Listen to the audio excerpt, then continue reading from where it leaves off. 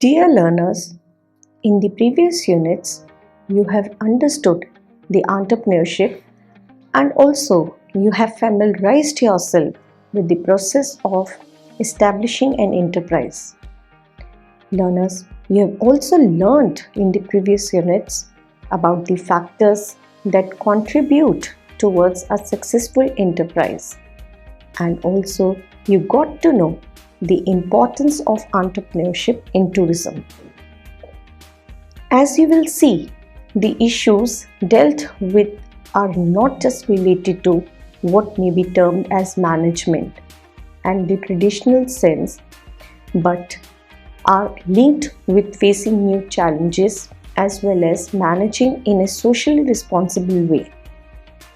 Effective handling of such issues is necessary for providing quality services and also for developing responsible tourism, which is the need of the hour. So, my dear learners, after this lecture, you should be able to learn about and identify certain managerial issues in tourism and understand their significance. But before that, I would like to tell you about the nature of tourism services. Why is it important? Why? Because the nature of tourism services, they only lead to the understanding above the issues related to tourism. You must realize that the management tasks in tourism vary with those of manufacturing industries. We all agree on that. This is because tourism is a service industry and services are simultaneously produced and consumed. This you have already studied earlier. We have mentioned the characteristics of tourism products. I'm sure you have studied those. And these tourism products or services, they are different from other tourism services and products.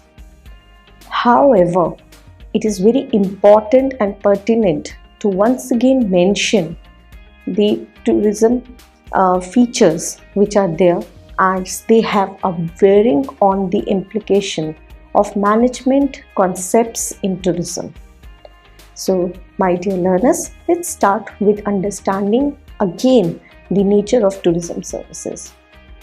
The first is, in tourism, the services are consumed and felt on the spot only.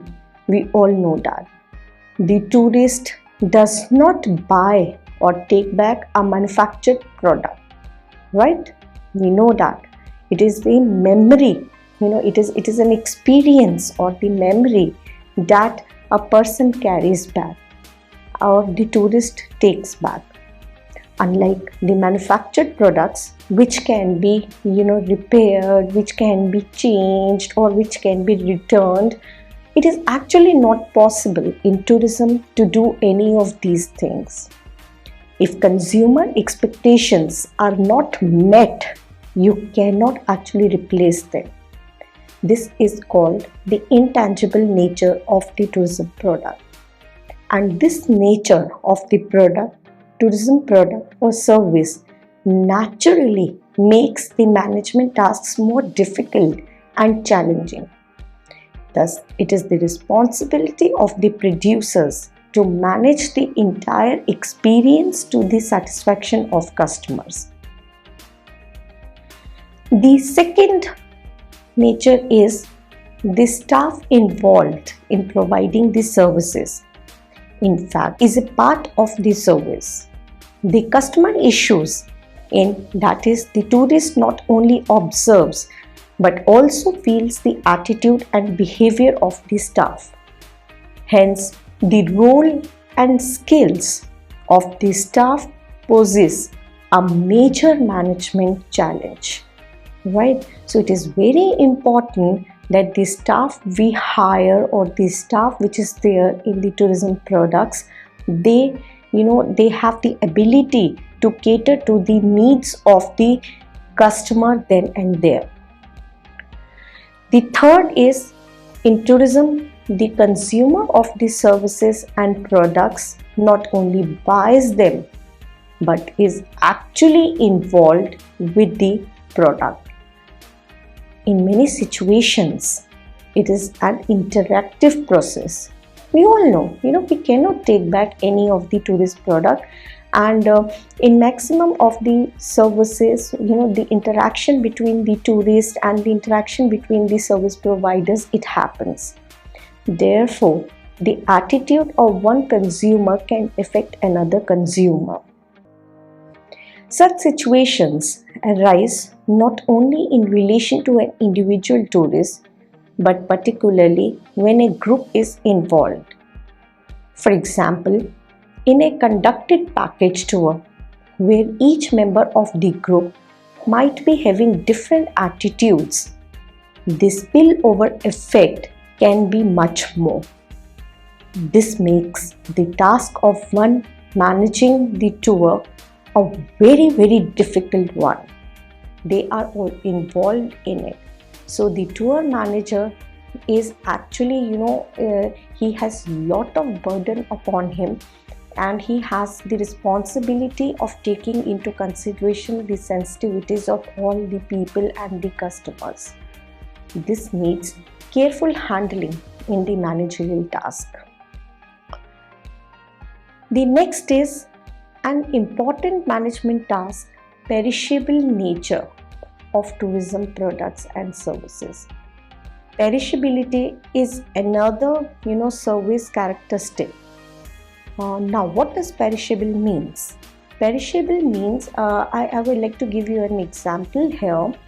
For example, an airline seat or a hotel room, if not utilized, if not utilized at a given time, it will go waste forever and ever. The revenue that airline seat or the hotel room which it could have generated for that particular time period, it is gone forever. That means the tourism products, they cannot be actually stored. We cannot store the hotel room or the airline seat for that particular time period. The revenue that it can have attained, or it could have brought to the service providers, it is gone forever if it's not utilized. This means that adequate planning in relation to the demand and supply situations along with the marketing aspects have to be accounted for by the managers. It is very important, as I told you, that the tourism products, they are highly perishable. In contrary to the tourism products, or in contrary to the services, these products, they are highly perishable. The manufacturing products, these can be stored. For example, if we have a pen and it is not sold at one period of time, we can store that pen for a number of days in our storeroom. But if the tourism product is not consumed at that particular time period, it is gone forever. And so, because it cannot be stored, so we need to be very, very cautious while making the planning of our tourism products and the services that we have in our hands. The next point, or the next service feature, is that in service industries, the production and consumption of the products are often simultaneous. We all agree with me, dear learners. The production is that when the tourism product is being given, and it is the same point when the consumers, they are consuming that product. Hence, there are situations when customer preferences have to be matched with the product then and there. This places additional stress on the producer of the service, and the manager's tasks, it becomes much more responsible, because the manager, they have to understand that what the consumer wants, and he has the responsibility to provide those services and provide satisfactorily those services at that particular point. He cannot say that I will not I do not have this product at the moment in my hands, so I'll give you after some time. Okay, so it is very important. The manager's task, it becomes much more responsible, because he has to give the services, or he has to provide these services to the consumers at that particular point of time, and at the same time he cannot actually afford to provide the services which are not leading to the satisfaction of the consumers. Dear learners, why is it important to provide the satisfaction to the consumers? Again, it is very important. Why? Because satisfaction leads to the loyalty, and loyalty leads to the purchase intention, future purchase intention. For example, if I'm not satisfied with any of these services at the restaurant, I will not go to that particular restaurant again. So to bring, and not only that, it is again related to the word of mouth publicity also. If I'm not satisfied with one service, I will ask others also not to go to that particular place. So the satisfaction of the consumers is also very, very important. The next is, for certain destinations and in certain cases, tourism services are also provided only during a definite time period. So again, this is it becomes very, very challenging for the managers. Why? Because the fluctuations, they often occur in the demand pattern. In this season, maybe we have lot of demand, and I do not know that what will happen in the next season. For providing the tourism services, the manager, they cannot make the appropriate predictions. So and if they are not making the appropriate predictions, the appropriate forecasting, then obviously the result outcome would be a loss. Why? Because if the forecasting says that more people will come, and unfortunately during that time period, not many people as been forecasted will come to that destination, so obviously it is leading to the loss in the tourism product.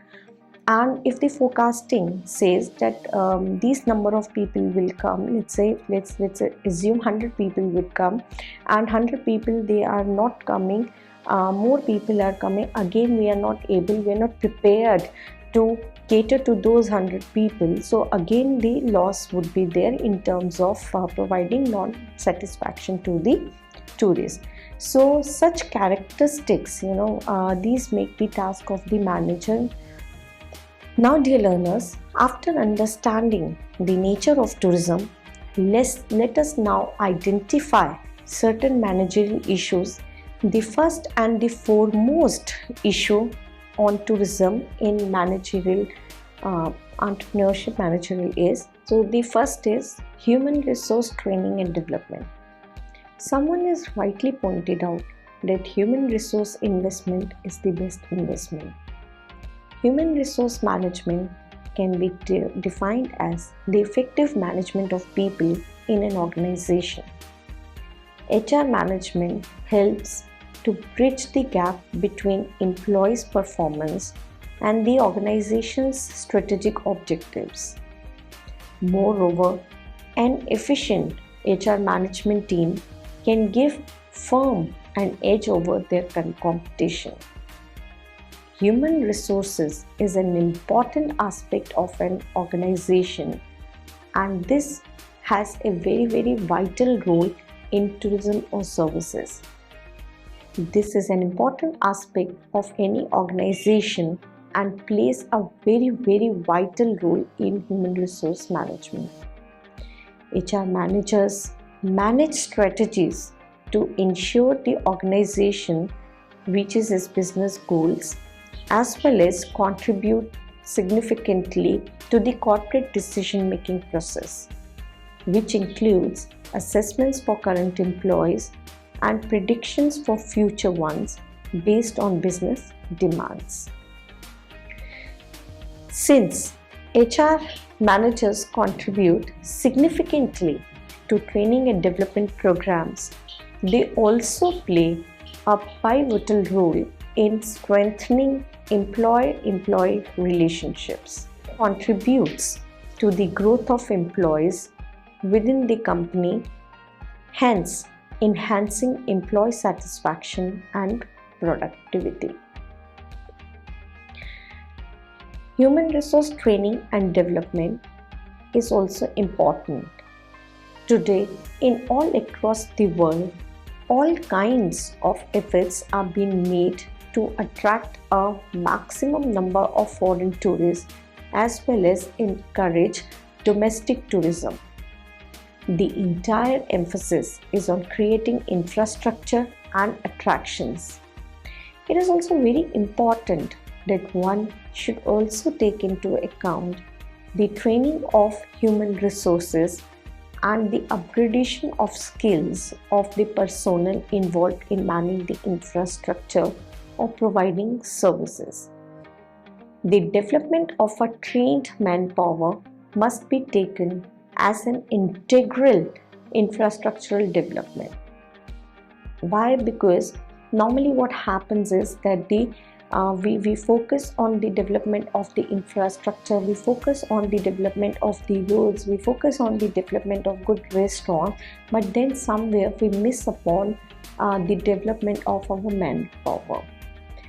In a service industry, the caliber of the staff is a major determinant for its success. Hence, not only recruitment and training, but also the constant upgradation of skills is necessary. Once we hire the people, we simply forget to upgrade their skills. Today it is a globalized world, we all understand that, and every day new technology, new things they are coming up, and our employees in our organization, they should also be upgraded with the new technological skills that are coming up in our front. It should be remembered here that howsoever competent or well trained the top executive might be, unless the middle and the grassroots level personnel have a professional approach along with the skills which are needed to handle the job requirement of the positions they hold, the enterprise will not ever succeed.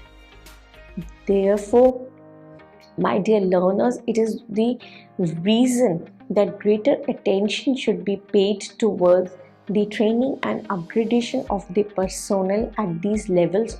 Normally, again, what happens is the upper manager or the upper management class, they are being constantly trained, and the organizations, the enterprises, they simply forget to train the middle level and the lower level staff who are actually more responsible for providing the best of the services to the consumers.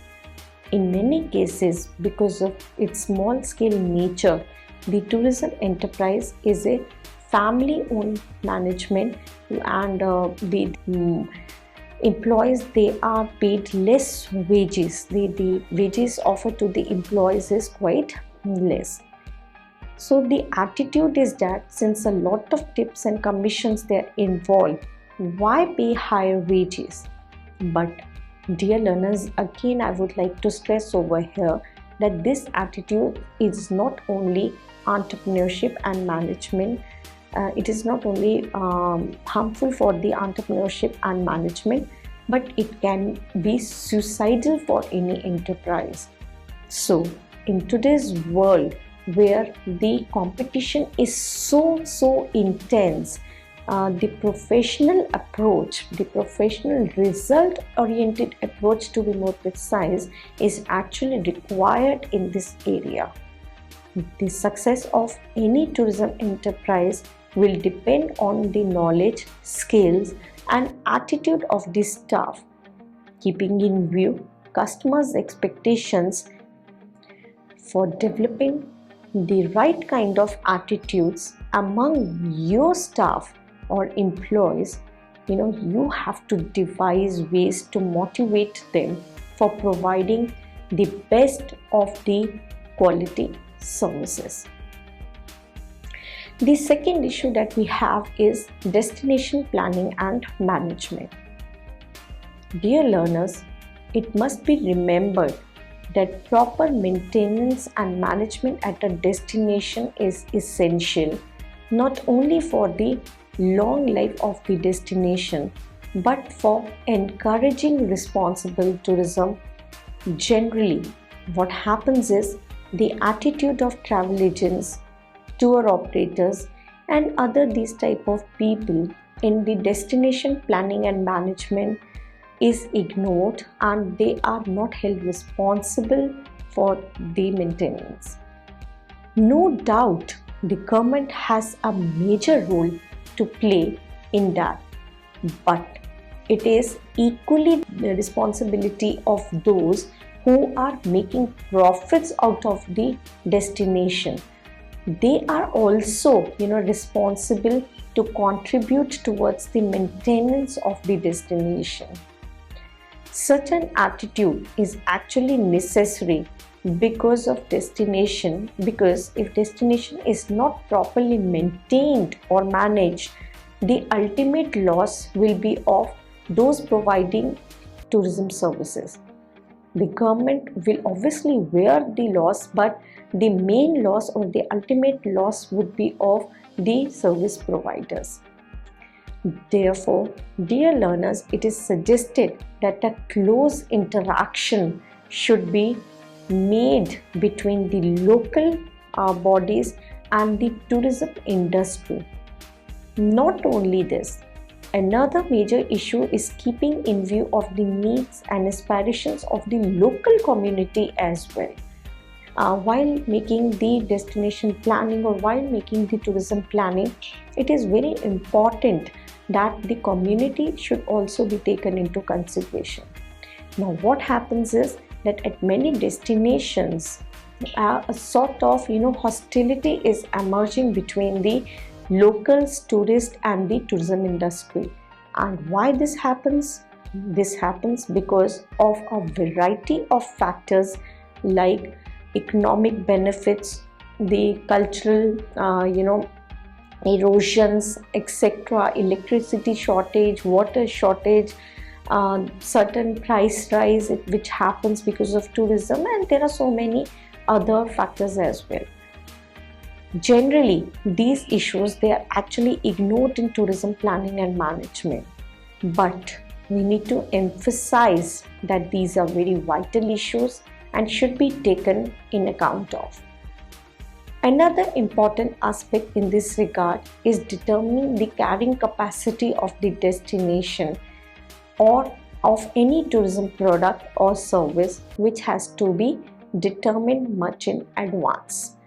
To recapitulate what we have done, we can say that we have understood the nature of tourism, and we have also identified few managerial issues in tourism and also understood their significance.